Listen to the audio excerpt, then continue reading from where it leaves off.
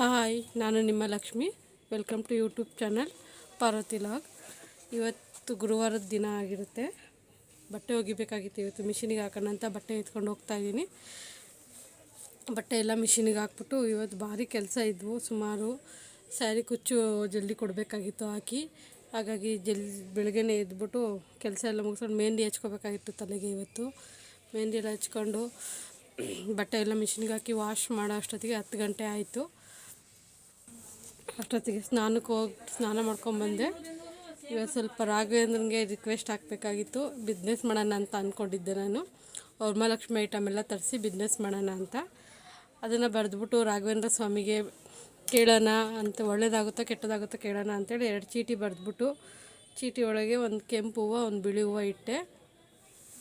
ನಿಮ್ಮ ಎದುರಿಗೆ ಓಪನ್ ಮಾಡಿ ತೋರಿಸ್ತೀನಿ ನೋಡಿ ರಾಘವೇಂದ್ರ ಏನು ಕೊಡ್ತು ಅಂತ ನಿಮಗೆ ತೋರಿಸ್ತೀನಿ. ನನಗಂತೂ ತುಂಬ ಖುಷಿಯಾಗಿದೆ ಇವತ್ತು. ತುಂಬ ಅಂದರೆ ತುಂಬಾ ಖುಷಿ ಆಯಿತು ನನಗೆ. ನಾವು ಏನೇ ಕೆಲಸ ಮಾಡಿದ್ರು ದೇವ್ರದ್ದು ಆಶೀರ್ವಾದ ಸದಾ ನಮ್ಮ ಮೇಲೆ ಇರಬೇಕು. ದೇವರ ಆಶೀರ್ವಾದ ಇಲ್ದಲೆ ಏನೂ ನಡೆಯಲ್ಲ. ದೇವರ ಆಶೀರ್ವಾದ ಜೊತೆಗೆ ಮನೆಯವ್ರ ಜೊತೆ ಸಪೋರ್ಟು ಸಿಕ್ಕಬೇಕು ನಮಗೆ.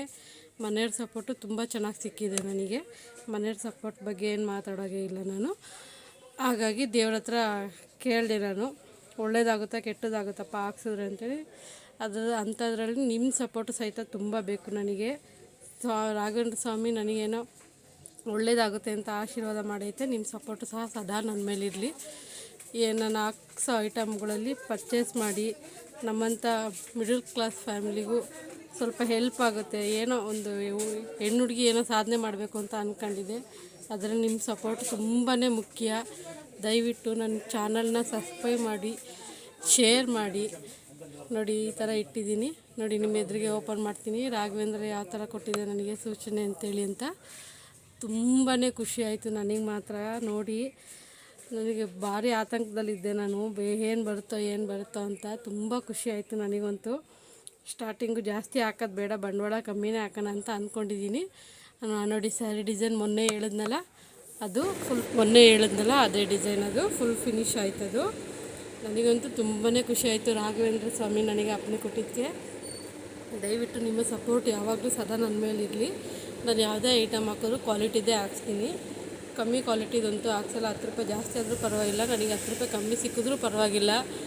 ಒಟ್ಟಿನಲ್ಲಿ ಜನಕ್ಕೆ ಒಳ್ಳೆ ಕ್ವಾಲಿಟಿ ಕೊಡಬೇಕು ಅನ್ನೋದು ನನ್ನ ಮನಸ್ಸಲ್ಲಿದೆ. ಹೋಗಿ ಐಟಮ್ ಹಾಕ್ಸೋಣ ಅಂತ ಹೊರಟಿದ್ದೀನಿ ನಾನು. ನಮ್ಮ ಮನೆಯವ್ರಿಗೆ ಕೇಳೋಕ್ಕೆ ಅವರು ಸಹಿತ ಹಾಕ್ಸೋ ಐಟಮು ಅಂತ ಹೇಳಿದ್ದಾರೆ. ನಮ್ಮ ಶಾಪ್ ಇರೋದ್ರಿಂದ ಶಾಪಲ್ಲೂ ವ್ಯಾಪಾರ ಮಾಡ್ಬೋದು ಅಂತ. ಅಂದರೆ ನಮ್ಮ ಶಾಪಲ್ಲಿ ಜಾಸ್ತಿ ದುಡ್ಡು ಅಂದರೆ ಯಾರೂ ತೊಗೊಳ್ಳಲ್ಲ. ಈ ಕಡೆ ಸೈಡೆಲ್ಲ, ಬೆಂಗಳೂರು ಸೈಡೆಲ್ಲ ಅದರಲ್ಲೆಲ್ಲ ಅದಕ್ಕೆಲ್ಲ ವ್ಯಾಲ್ಯೂ ಇರುತ್ತೆ. ಇಲ್ಲಿ ಸ್ವಲ್ಪ ಕಮ್ಮಿನೇ, ಅಷ್ಟೊಂದು ರೇಟಾ ಅಂತ ವಾಪಸ್ಸೇ ಹೋಗ್ಬಿಡ್ತಾರೆ. ಹಾಗಾಗಿ ನಮ್ಮ ಶಾಪಿಗೆ ಹಾಕೋಕ್ಕೆ ಬೇಜಾರು. ನನ್ನದು ಒಡವೆಗಳು ಅಷ್ಟೇ, ನಾನು ಹಾಕ್ಸೋದೆಲ್ಲ ಕಾಸ್ಟ್ಲಿ ಇರೋದ್ರಿಂದ ನಮ್ಮ ಅಂಗಡಿಲಿ ತೊಗೊಳ್ಳೋದೇ ಕಮ್ಮಿ. ಒಡವೆಗಳು ಎಲ್ಲ ಕಮ್ಮಿ ರೇಟಿಗೆ ಕೇಳ್ತಾರೆ. ನಾವು 1000 ರೂಪಾಯಿ ಹೇಳಿದ್ರೆ 200 ರೂಪಾಯಿ ಕೇಳ್ತಾರೆ. ಆ ರೇಂಜಿಗೆ ಜನ ಬಂದು ಕೇಳ್ತಾರೆ. ಅದಕ್ಕೆ ಬೇಜಾರಿಲ್ಲಿ ಶಾಪಿಗೆ ಹಾಕ್ಸೋಕ್ಕೆ ನನಗೆ. ಯಾಕೆಂದರೆ ನಾವು ಜನಕ್ಕೆ ಒಳ್ಳೆ ಕ್ವಾಲಿಟಿ ಕೊಡಬೇಕು ಅಂತ ಒಳ್ಳೆ ರೇಟಿಂದೇ ತೊಗೊಬಂದಿರ್ತೀವಿ. ಜನ ಕ್ವಾಲಿಟಿ ನೋಡಲ್ಲ, ರೇಟ್ ಮಾತ್ರ ನೋಡ್ತಾರೆ. ಹಾಗಾಗಿ ನಾನು ಹಾಕ್ಸೋಕ್ಕೆ ಸ್ವಲ್ಪ ಹಿಂದೆ ಮುಂದೆ ನೋಡ್ತೀನಿ. ಏಕೆಂದರೆ ಈಗ ಆನ್ಲೈನ್ ಬಿಸ್ನೆಸ್ ಜಾಸ್ತಿ ಇಂಪ್ರೂವ್ ಆಗಿರೋದ್ರಿಂದ ಯಾಕೆ ಮಾಡಬಾರ್ದು ಅಂತ ಅಂದ್ಕೊಂಡು ಸ್ಯಾರಿ ಎಲ್ಲ ಮಾಡ್ತಾಯಿದ್ದೆ. ಅದು ಸ್ಯಾರಿ ಎಲ್ಲ ನಾನು ತರಿಸಲ್ಲ, ಅದು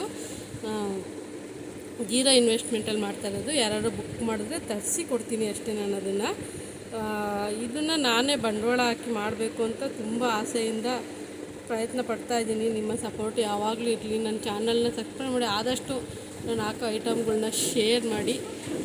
ಎಲ್ಲ ಮುಗಿಸ್ಕೊಂಡು ಮನೆಯಿಂದ ಬಂದಿದ್ದೆ. 2 ಗಂಟೆ ಆಯಿತು. ಅಂಗಡಿಗೆ ಬಂದು ಮಾಮೂಲಿ ಸೀರೆ ಕುಚ್ಚು ಹಾಕೋಣ ಅಂತ ಕೂತ್ಕೊಂಡೆ. ನಮ್ಮ ಅಪ್ಪಾಜಿ ಬಂದಿದ್ದರು ಅಂಗಡಿಗೆ. ನಮ್ಮ ಅಪ್ಪಾಜಿ ಅಂಗಡಿ ತುಂಬ ಏನೇನಿದೆ ಅಂತ ಎಲ್ಲ ನೋಡ್ಕೊಂಡು ಹೋದರು ಅವ್ರ ಮನೆಗೆ. ಹಾಗೆ ಸಂಜೆ ಆಗೋಯಿತು. ಅಷ್ಟರಲ್ಲಿ ದೇವಸ್ಥಾನಕ್ಕೆ ಹೋಗೋಣ ಅಂತೇಳಿ ದೇವಸ್ಥಾನಕ್ಕೆ ಹೊರಟಿ, ದೇವಸ್ಥಾನದಲ್ಲಿ ರಾಘವೇಂದ್ರ ಸ್ವಾಮಿಗೆ ಒಳ್ಳೇದಾಗ್ಲಪ್ಪ ಅಂತ ಬಿದ್ದು, ಇದೇ ಥರ ನಿನ್ನ ಆಶೀರ್ವಾದ ಸದಾ ನನ್ನ ಮೇಲೆ ಇರಲಿ ಅಂತೇಳಿ ಸೀದಾ ಮನೆಗೆ ಬಂದು ಅಡುಗೆ ಎಲ್ಲ ಮಾಡಿಟ್ಬಿಟ್ಟು ಸೀದಾ ಕುಚ್ಚಾಕ ಕೂತ್ಕೊಂಡೆ. ಅರ್ಧ ದಿನ ಹೀಗಿತ್ತು. ಯಾರಿಗೆಲ್ಲ ನನ್ನ ವೀಡಿಯೋ ಇಷ್ಟ ಆಯಿತು ಲೈಕ್ ಮಾಡಿ, ಶೇರ್ ಮಾಡಿ, ನನ್ನ ಚಾನಲ್ನ ಸಬ್ಸ್ಕ್ರೈಬ್ ಮಾಡಿ. Thank you.